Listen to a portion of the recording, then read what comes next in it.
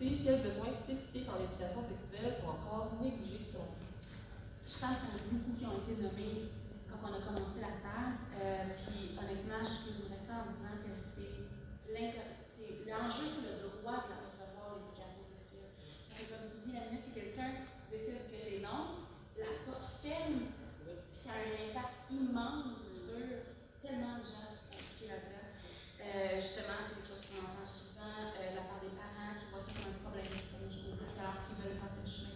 Je ne vais pas blâmer tous les parents parce qu'il y en a immensément qui sont très impliqués, très ouverts par rapport à l'éducation sexuelle, mais la réalité reste qu'il y en a qui décident que ça n'existe pas, qui décident de refuser l'accès. Puis je pense que c'est que les personnes neurodivergentes se voient enlever le droit de décider par eux-mêmes de leur sexualité.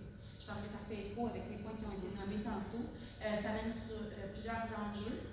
Dans le fond, il y a plusieurs éléments qu'on nomme avec l'éducation sexuelle. C'est que quand on apprend, quand on fait l'éducation sexuelle, on ne sexualise pas la personne. On apprend, on l'informe. Puis cette distinction-là est tellement importante à comprendre, cette nuance-là. Puis aussi, si on interdit le droit à la sexualité, on fait juste interdire le droit d'avoir une sexualité saine. On impacte négativement la relation que la personne va avoir avec sa sexualité au cours de sa vie. Tantôt, on parlait de l'impact des diagnostics. On peut rentrer aussi comment une personne va se dire, si on parle de personnes qui vivent avec la schizophrénie, comment ils vont se dire, je ne vais pas aller là à cause que.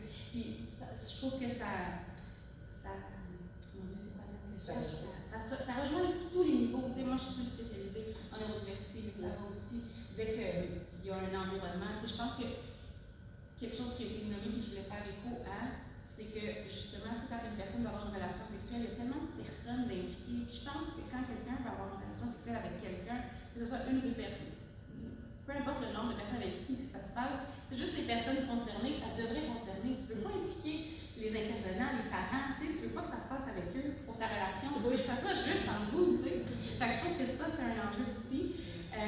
Ça a été nommé tantôt aussi que plus une personne en sait sur la sexualité, plus elle peut faire des choix éclairés. Puis justement, c'est prouvé que les personnes vont avoir des relations plus tard, quand elles savent comment ça va se passer dans leur vie. Puis aussi, ça va être fait dans des conditions qui sont sécuritaires. Je suis très fervente de donner le droit de magasiner des jouets sexuels. Je trouve que c'est pas un droit qui est donné souvent. On parlait tantôt du droit au plaisir et tout.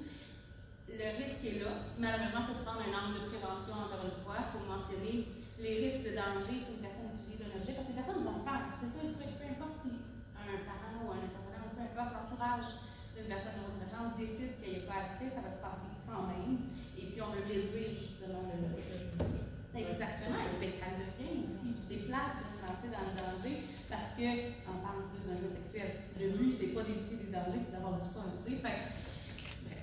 Je dirais que c'est ça. Les lacunes résident surtout en l'interdiction, d'en savoir plus. Tantôt aussi, on parlait d'émancipation, mais on parle du côté légal.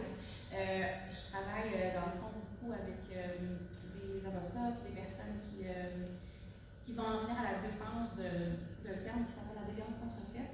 Je ne ferai pas une longue description de ce que c'est, mais si on prend un exemple, si un adulte qui vit avec un diagnostic qui n'a jamais le droit d'avoir, en fait, c'est pas juste le droit d'avoir accès à l'éducation sexuelle, mais c'est aussi le droit à l'intimité. Puis si on n'a pas ce droit-là, ça nous mène, dans le fond, si les personnes neurodivergentes se voient toujours refuser l'accès à des endroits où elles peuvent se masturber ou avoir des relations sexuelles, bien, elles vont le faire dans des environnements qui ne seront pas sécuritaires, adéquats. En fait, là, pour revenir à l'exemple, un adulte qui, mettons, je sais pas, il n'a pas le droit de fermer la porte de sa chambre, est toujours surveillé constamment. À ce moment-là, la personne, si un truc qui s'est vraiment passé, la personne s'est ramassée à le faire derrière des arbres cachés, mais finalement, la personne était proche d'un parc. Finalement, il y avait des enfants dans le parc. Le parc ne faisait pas partie de l'équation, les enfants ne faisaient pas partie de l'équation, mais la police débarque, la personne se fait arrêter, la personne se fait amener dans le système carcéral, puis là, les répercussions négatives sont immenses, tout ça juste parce que quelqu'un a dit non. C'est de prendre le contrôle c'est de la bienveillance, mais comme ça a été nommé tantôt, c'est de la surprotection, puis on ne se rend pas toujours compte, je pense, quand on veut prendre soin de quelqu'un, de l'impact de cette protection-là. Puis je pense que la question devrait se poser plus souvent. Comment j'impacte l'éducation sexuelle de la personne que je prends soin? sexos contribue-t-il à rendre cette sexualité-là plus accessible et spirituelle?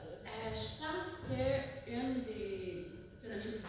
On ne peut pas passer à côté. Je pense que nous, on a la chance de pouvoir offrir une plateforme qui est gratuite, qui est accessible. Il y a une section blog, c'est des articles qui vont parler, dans le fond, des entrevues qui sont faites avec des spécialistes, des témoignages de personnes qui vivent avec des diagnostics, qui viennent parler de leur sexualité. On a une section qui parle des sexualités et diagnostics, justement, où est-ce qu'on parle des enjeux propres à un diagnostic, mais aussi les solutions, puis comment on rend ça positif, comment on vit avec ça, puis comment est-ce qu'on s'émancipe à travers ça. Fait que ça, je pense que c'est une aide, mais je pense aussi que avec Neurosexo, je veux pousser la recherche, mais je pense, puis j'arrivais avec cet angle-là aujourd'hui, mais je pense que ce que je réalise qui est vraiment important, c'est de protéger cette recherche-là.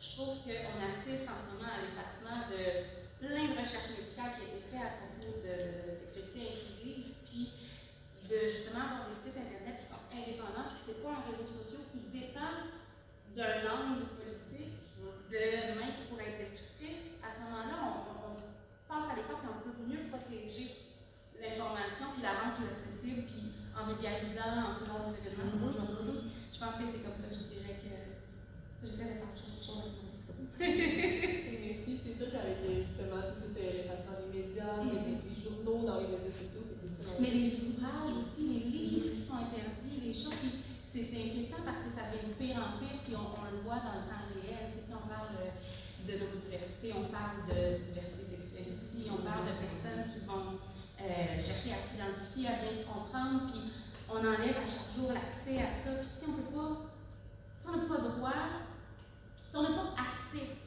à toute cette information-là, comment est-ce qu'on peut s'identifier, comment est-ce qu'on peut avoir une relation saine, puis aller chercher qu'est-ce qu'on aime, si on n'a même pas le droit de savoir qu'est-ce qu'on peut aimer.